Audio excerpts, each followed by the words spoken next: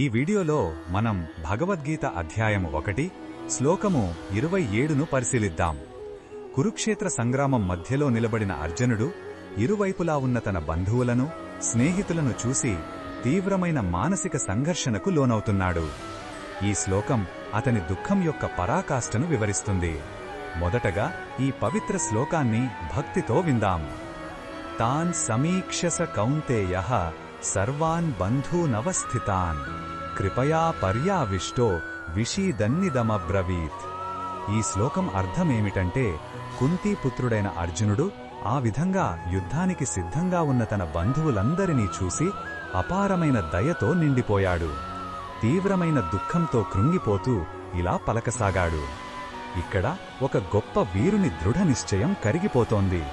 యుద్ధం ఒక రాజకీయ అవసరం కాదు, అది తన వాళ్లను తానే చంపుకునే ఒక భయంకరమైన వాస్తవం అని అతనికి అర్థమైంది. ఈ క్షణం అతనిలోని మానవత్వం అతని యోధ ధర్మాన్ని ప్రశ్నిస్తోంది.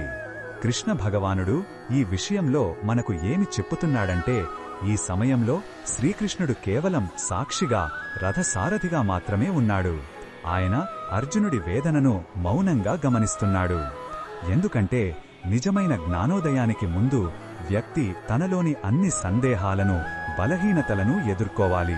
అర్జునుడిని ఆ మానసిక వేదనను పూర్తిగా అనుభవించనివ్వడం ద్వారా భగవానుడు అసలైన గీతాజ్ఞానానికి మార్గాన్ని సుగమం చేస్తున్నాడు.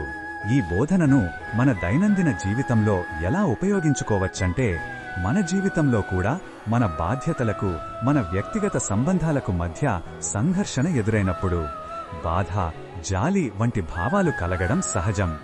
ఈ శ్లోకం మనకు నేర్పేది ఏమిటంటే, అలాంటి భావోద్వేగాలను అణచివేయకూడదు, వాటిని గుర్తించి అంగీకరించాలి. అర్జునుడు తన దుఃఖాన్ని వ్యక్తపరిచినట్లే మనం కూడా మన సమస్యలను ఎదుర్కొని సరైన మార్గదర్శకత్వం కోసం వెతకాలి. మరిన్ని భగవద్గీత శ్లోకాల అర్థాన్ని తెలుసుకోవాలంటే మా తదుపరి వీడియోలను తప్పకుండా చూడండి.